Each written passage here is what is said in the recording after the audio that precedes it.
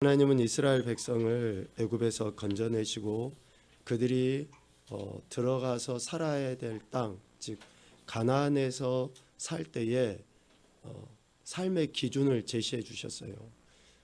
그것이 대표적인 게 10가지이거든요.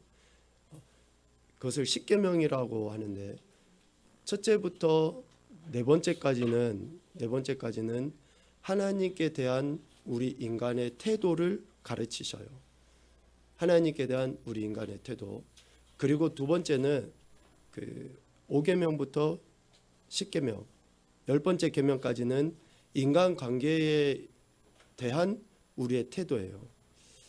흔히 하나님에 대한 계명이고 또 인간에 대한 계명이라고만 표현하기 쉬운데, 제가 굳이 태도라는 단어를 쓴 그 이유는 우리가 하나님과의 그 관계 안에서, 인간과의 관계 안에서 나타나 보여지는 태도로 우리의 믿음을, 우리의 사랑을 증명해 보이기 때문에 그렇습니다. 그래서 그 바른 태도가 그 관계를 나타내 보여요. 그래서 하나님에 대한 태도, 인간에 대한 태도인데요. 우리 출애굽기 20장 말씀을 한번 찾아봅시다.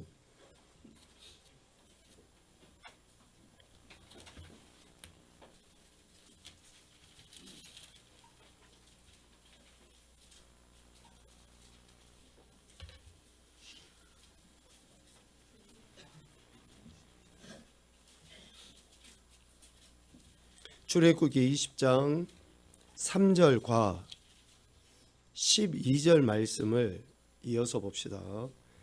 20장 3절과 12절입니다. 보죠. 너는 나 외에는 다른 신들을 내게 두지 말지.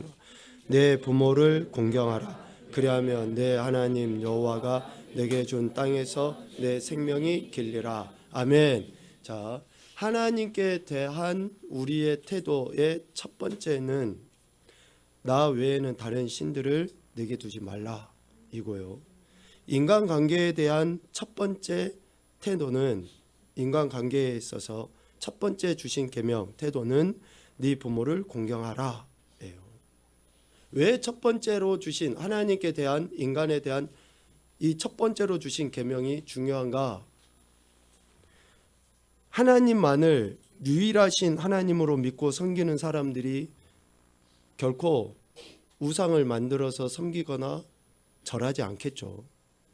하나님께서 정해 놓으신 그 날을 결코 소홀히 하지 않을 겁니다. 그리고 하나님의 이름을 망령되이 일컫지도 않을 거예요.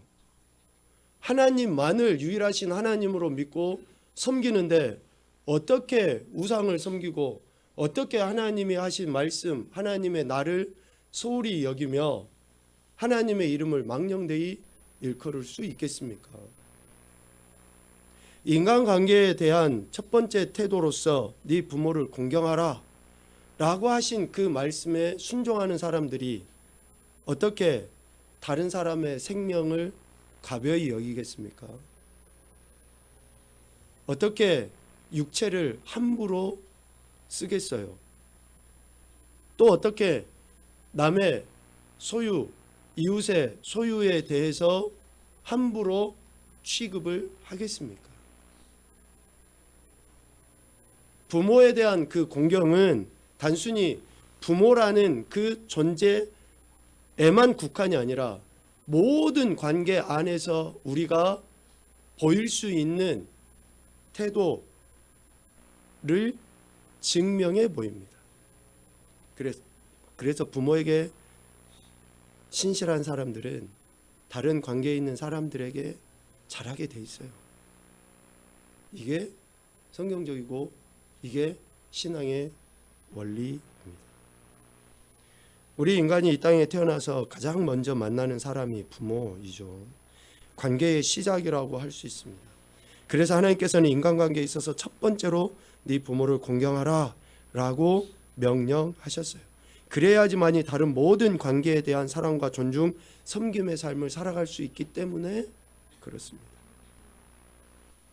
이렇게 부모를 공경하면 다른 사람들의 생명과 삶을 존중하고 그러한 삶을 살아가는 자들에게 출애굽기 20장 12절 중반 이후에 이야기하신 것처럼 그리하면 네 하나님 여호와가 네게 준 땅에서 네 생명이 있기리라 라고 하시는 말씀이 이루어지게 되는 거예요.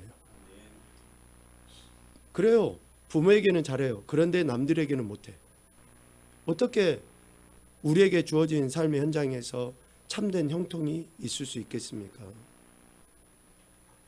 우리 신앙은 모든 것에 다 연계가 돼 있어요. 그런데 그 모든 것에 다 연계가 돼 있는데 한 가지에 대한 바른 태도, 즉 부모를 공경하는 것에 대한 태도를 보이면 하나님이 약속하신 그 말씀이 실질적으로 우리 삶의 현장에서 그렇게 이루어지게 되는 것이죠. 오늘 우리가 읽은 여호수아 4장 말씀을 보면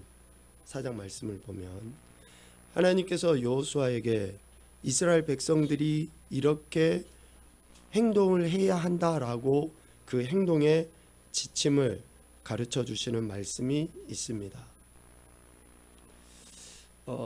출애굽한 이후에 광야의 여정을 지나면서 실질적으로 1세대 이스라엘은 다 광야에서 죽임을 당하고 여호수아 앞에 있는 이들은 2세대 이스라엘이라고 할 수 있죠.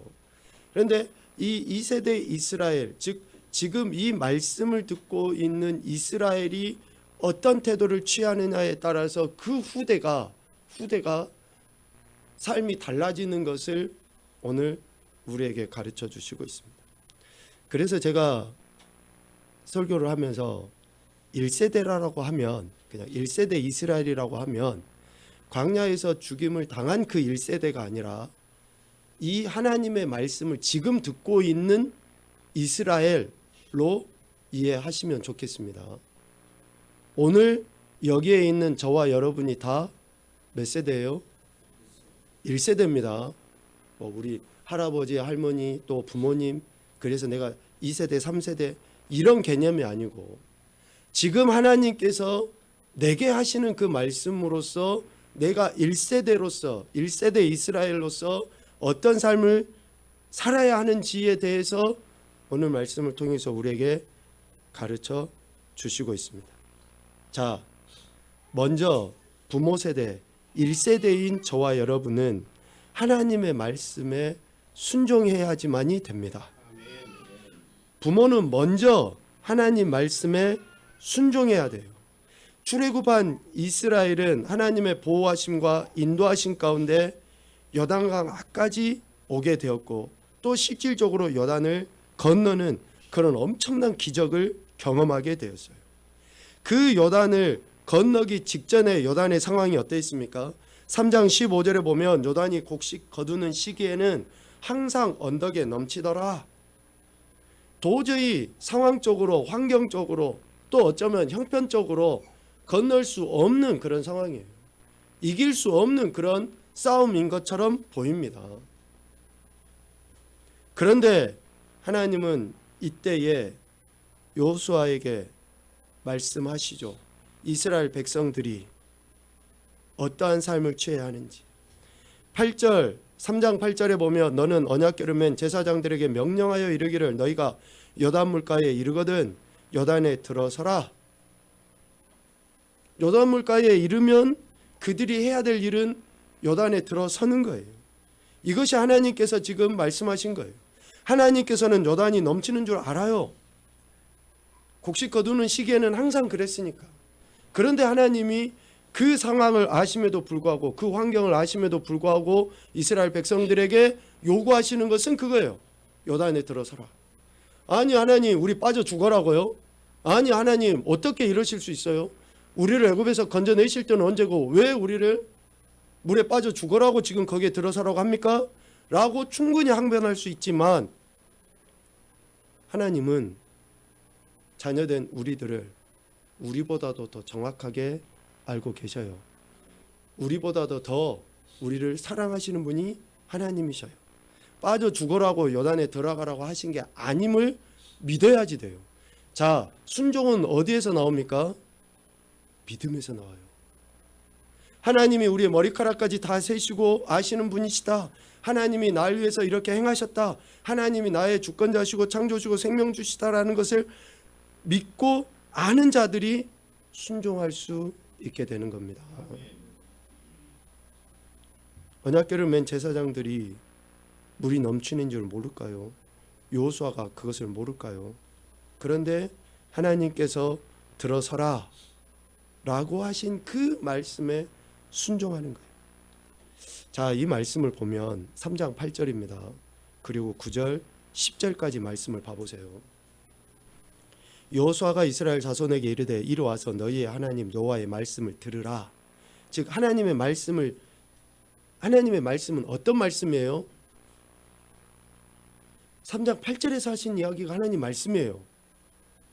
요단 물가에 이르거든 요단에 들어서라. 이것이 지금 이스라엘 백성에게 하신 하나님의 말씀이다고요. 1세대인 이스라엘에게, 즉 부모 세대인 저와 여러분에게, 여기 모여있는 우리에게 하나님이 지금 하신 말씀이에요. 요단에 들어서라. 범람하지만 그 물이 넘치지만 너희가 들어갈 수 없을 것처럼 느껴지겠지만 하나님은 이 말씀을 하신 거예요. 그래서 3장 9절 너희의 하나님 여호와의 말씀을 들으라. 또 말하되 10절 살아계신 하나님이 너희 가운데 계시사 가나안 족속, 헷 족속, 히위 족속, 브리스, 기르가스, 아모리, 여부스 족속을 너희 앞에서 반드시 쫓아내실 줄을 뭘로 알라는 거예요?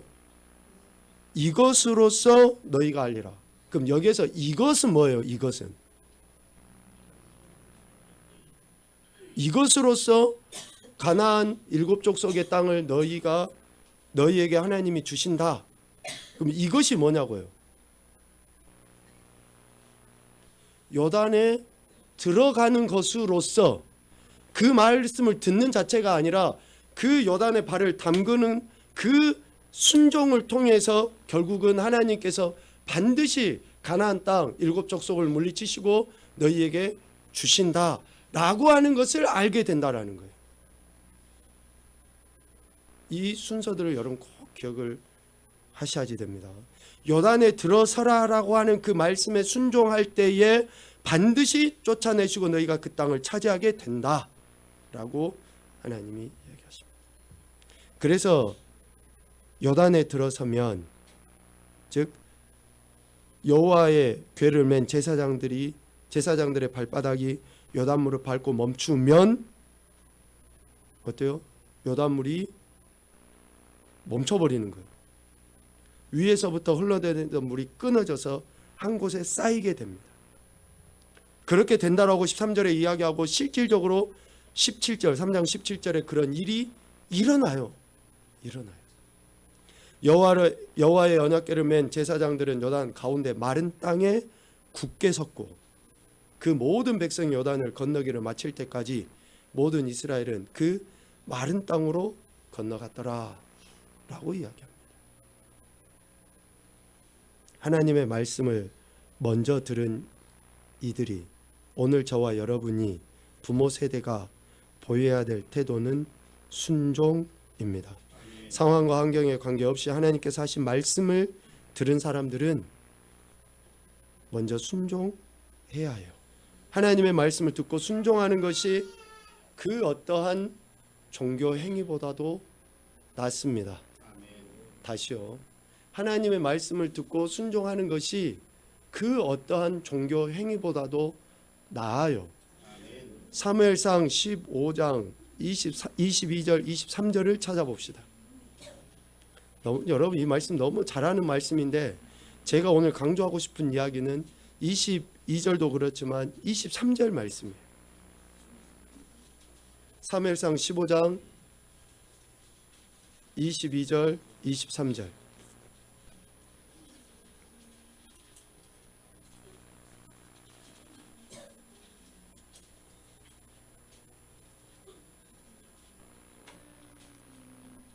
같이 봅시다. 시작. 사무엘이 이르되 여호와께서 번제와 다른 제사를 그의 목소리를 청종하는 것을 좋아하심 같이 좋아하시겠나이까. 순종이 제사보다 낫고 듣는 것이 순양의 기름보다 나은 이는 거역하는 것은 점치는 죄와 같고 완고한 것은 사신 우상에게 절하는 죄와 같습니다. 왕이 여호와의 말씀을 버렸으므로 여호와께서도 왕을 버려 왕이 되지 못하게 하셨나이다 하니. 아멘. 사울의 불순종에 대해서 이야기하고 있고, 사울이 월권을 해서 자기가 제사도 하고 뭐 이런 행위들을 한 것에 대해서 사무엘 선지자를 통해서 책망하시는 그 말씀인데, 순종이 제사보다 낫다, 듣는 것이 순양의 기름보다 낫다, 번제 드리는 거 좋아요, 예배 드리는 거 좋아요, 종교 행위 하는 거 좋아요. 그런데 아무리 어떠한 종교 행위를 하는데도 불구하고 하나님의 말씀을 듣지 않으면 그것은 의미 없어요. 어버이날하고 어머니 쇠고기 드세요, 기름기 가득가득한 고기 사다 드렸어요. 그런데 어머니가 하시는 말씀은 듣지도 않아. 아니, 그것이 무슨 의미가 있냐고요. 무슨 의미.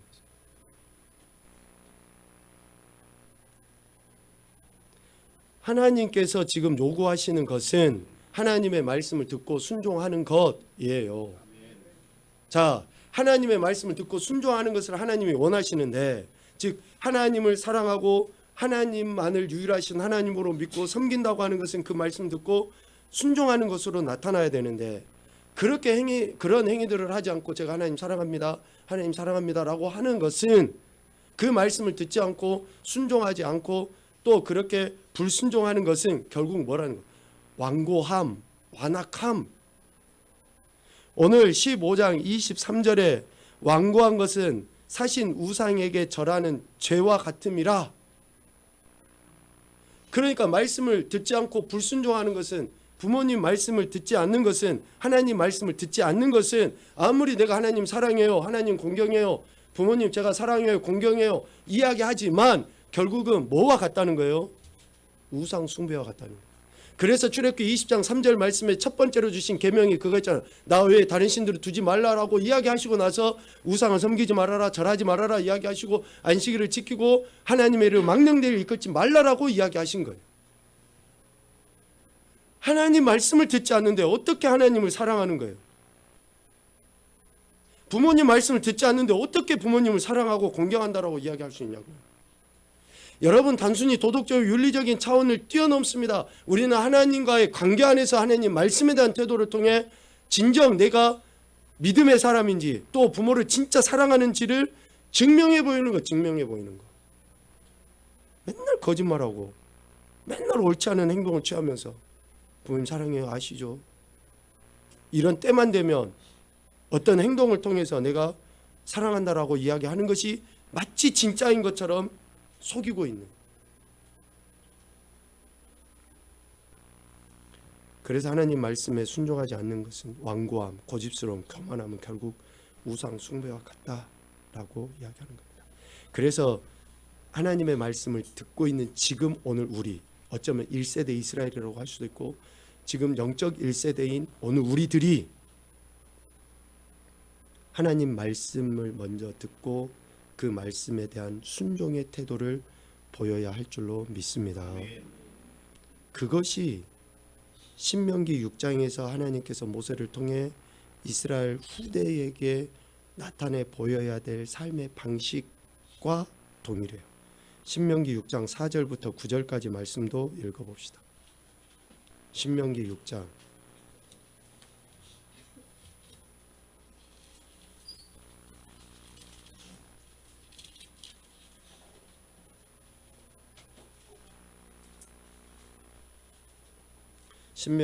4절부터 9절까지 같이 보죠. 이스라엘아 들으라, 우리 하나님 여호와는 오직 유일한 여호와이시. 너는 마음을 다하고 뜻을 다하고 힘을 다하여 네 하나님 여호와를 사랑하라. 오늘 내가 네게 명하는 이 말씀 너는 마음에 새기고 네 자녀에게 부지런히 가르치며 집에 앉았을 때든지 길을 갈 때든지 누워있을 때든지 일어날 때든지 이 말씀을 강론할 것이며 너는 또 그것을 내 손목에 메어 기호를 삼으며 네 미간에 붙여 표로 삼고 또 네 집 문설주와 바깥문에 기록할지니라. 아멘.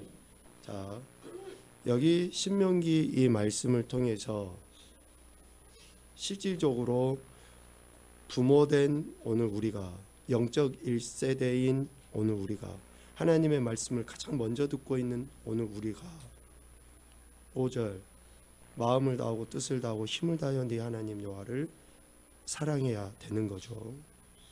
오늘 내게 명하는 이 말씀을 너는 마음에 새기라 라고 이렇게 이야기해요. 우리는 지금 5절과 6절은 쏙 빼놓고 7절 자녀에게 부지런히 가르친다고 이야기해요. 앉았을 때나 길을 갈 때나 누웠을 때나 뭐 할 때마다.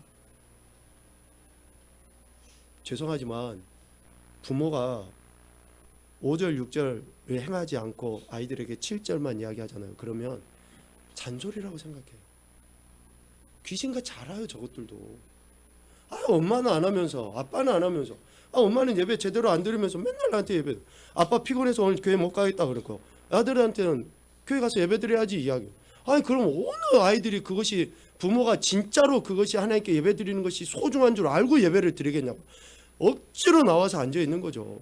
그리고 조금 더 시간이 지나고 머리가 커지면 어때요? 에이, 아빠도 엄마도 안 하는데 뭐 나라고 해.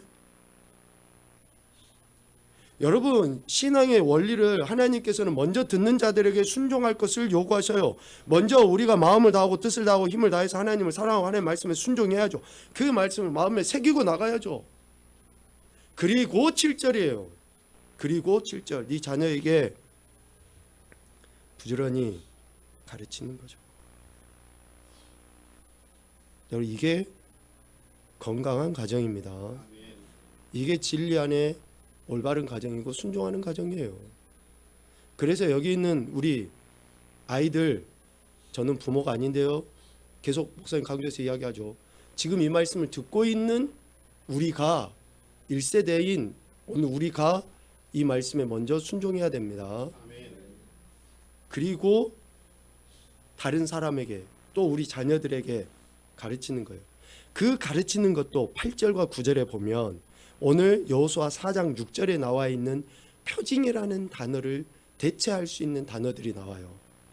또 그것을 네 손목에 매어 기호를 삼으며 네 미간에 붙여 표로 삼고 또 내 집 문설주와 바깥문에 기록할지니라 라고 이야기해요. 그렇게 내가 하나님의 말씀을 듣고 지켜 순종하는 것들이 다른 누군가에게 뭐가 되는 거예요? 표징이 되는 거예요. 하나님이 이렇게 역사하셨다라고 하는 것에 증거가 되는 거예요. 증거가. 부모가 말씀에 순종하지 않고 그 말씀을 집안에 덕지덕지 붙어놓는다고 해서 그 말씀이 어떤 자녀들에게 표징이 되겠습니까? 부모가 하나님의 말씀에 대한 온전한 순종과 그런 바른 태도 없이 그 말씀을 아이들에게 늘 읽어준다고 해서 그 말씀의 능력이 나타나겠냐고. 기호로 삼고 표로 삼고 하는 것들은 결국 내가 그 말씀에 대한 순종의 태도를 통해서 드러나는 거예요. 오늘 여호수아 4장에 이스라엘 백성들에게 여호수아가 이야기한 게 뭐예요? 12지파에서 한 명씩 택해서 제사장들이 서 있는 그곳 어디입니까? 요단강, 말라있는 그 요단강, 물이 범람했던 때에서 제사장들이 서 있는 그곳은 지금 말라있는 그곳이에요. 그러니까 평상시에 물이 범람했을 때는 도저히 그 안에서 뭘 꺼내올 수 없어요. 그런데 제사장들이 서 있으니까 말라있는 그 땅에서 돌 하나씩을 취하여 너희들이 유숙할 곳, 즉 길갈이죠, 그곳에 기념비로 세우라라고 이야기한 거예요. 하나님 말씀에 대한 순종이 없이 어떻게 돌을 취할 수 있습니까? 하나님 말씀에 순종함이 없이 어떻게 자녀 세대들에게 표징으로 그 증거를 나타내 보일 수 있냐고요. 하나님의 기적과 이적과 은혜와 능력을 내가 경험하지 못했는데 어떻게 하나님이 살아서 역사하신다라고 우리가 가르치고 증언할 수 있어요. 하나님께서 지금도 내 삶의 주인이시고 내 삶을 이끌어 가시는 하나님이심을 내가 말씀을 통해서 경험할 때 자녀들에게 그렇게 가르칠 수 있는 거 아닙니까? 나는 맨날 염려, 근심, 걱정하고 전전긍긍하면서 자녀들에게 야, 염려하지 마. 그게 어떻게 말이 힘이 있어요? 12지파 사람들을 택해서 그렇게 돌을 취해서 기념비로 이렇게 세우는 거죠. 기념비를 세우라고 한 것은 결국 뭡니까? 자녀들에게 올바른 신앙을 가르쳐 주기 위함입니다. 하나님께서 어떻게 역사하셨는지 산 증거로서 그것을 나타내 보이기 위해서 기념비를 세우라는 거예요. 하나님이 나를, 우리의 가정을, 또 앞으로 너희의 삶을 어떻게 이끄시고 인도하실지 그것을 통해서 깨달아 알도록. 그래서 오늘 말씀에 이렇게 이야기하죠. 자녀들이 물어요. 자손들이 그 아버지에게 묻기를, 이 돌들은 무슨 뜻입니까? 왜 이렇게 돌을 무더기를 만들어 놨어요? 왜 이렇게 해놓으셨어요? 라고 그렇게 물으면 오늘 21절에서 이야기하는 것처럼 22절, 23절 이제 이야기하죠. 너희는 너희의 자손들에게 알게 하여 이르기를 이스라엘이 마른 땅을 밟고 이 요단을 건넜습니다. 하나님께서 우리에게 베풀어 주신 이 엄청난 은혜, 이 기적을 너희들이 기억했으면 좋겠다. 23절 이야기합니다. 너희 하나님 여호와께서 요단물을 너희 앞에서 마르게 하사 너희를 건너게 하신 것이 마치 예전에 홍해를 건너게 하셨던 그 하나님의 역사와 같은 것이다 라고 가르치기 위해서 그 돌무더기를 세우게 한 것이죠. 결국 오늘 24절입니다. 24절 말씀 다시 한번 읽어봅시다. 시작. 이는 땅의 모든 백성에게 여호와의 손이 강하신 것을 알게 하며 너희가 너희의 하나님 여호와를 항상 경외하게 하려 하심이라. 아멘. 항상 하나님을 경외하도록 하기 위해서 그 일들을, 그 표징을 보이게 한 것이라는 것입니다. 표징을 통해서 하나님이 얼마나 우리를 사랑하시고 그렇게 우리 가운데 은혜를 베풀어 주신 하나님이신지를 제대로 가르치도록, 즉 하나님을 경외하며 하나님 말씀에 대한 온전한 순종의 삶을 살아야 할 것을 그 돌무더기를 통해, 표징을 통해서 가르친 것이다 라는 것입니다. 땅의 모든 백성에게 하나님의 능력을 알게 하기 위함인 줄로 믿습니다. 이것은 부모의 순종을 통해서 드러나는 거예요. 축복의 말씀이니까 우리 한번 읽어봅시다. 신명기 4장 33절 34절입니다. 오늘 우리를 통해서 또 우리의 순종함을 통해서 이 땅에 죽어가는 영혼들이 하나님의 능력을 알도록. 신명기 4장 33절 34절 시작. 어떤 국민이 불 가운데서 말씀하신 하나님의 음성 너처럼 듣고 생존하였느냐? 어떤 신이 와서 시험과 이적과 기사와 전쟁과 강한 손과 편팔과 크게 두려운 일로 한 민족을 다른 민족에게서 인도하여 낸 일이 있느냐? 이는 다 너희의 하나님 여호와께서 애굽에서 너희를 위하여 너희의 목전에서 행하신 일이라. 아멘. 우리의 삶에도 이런 놀라운 하나님의 은혜를 우리가 경험하고 살아가고 있다는 거예요. 이것을 우리가 표징을 통해 자녀들에게, 또 그 자녀들에게 나타내 보이는 거죠. 그리고 이 순종을 통해서 하나님의 은혜를 경험한 사람들은, 또 그 후손들은 시편 135편 13절에 이렇게 이야기합니다. 여호와여 주의 이름이 영원하시니이다. 여호와여 주를 기념함이 대대에 이르리이다. 그래서 우리가 하나님의 말씀에 순종하고 그 은혜를 자녀들에게 제대로 증거하는 것은 우리 때에서 멈추지 않아요. 영원토록 증거되어져서 오직 하나님만 홀로 영광 받으시게 되는 것입니다. 이게 귀하고 복된 가정 아니겠습니까? 이게 건강한 가정 아닙니까? 먹고 마시고 입는 것에 전전긍긍하는 것보다 하나님이 우리에게 기대하시는 말을 알고 그렇게 살아가는 것이 정말 멋지고 아름다운 복된 가정인 줄로 믿습니다. 우리 항상 이 모든 가정들이 그렇게 하나님의 약속의 말씀에 순종하고 또 그 순종하는 것을 제대로 가르치고 나타내 보임으로 인해서 자자손손 대대로 하나님께 더 큰 영광 올려드리는 귀하고 복된 가정과 가문이 되실 수 있기를 주님의 이름으로 축복합니다. 아멘.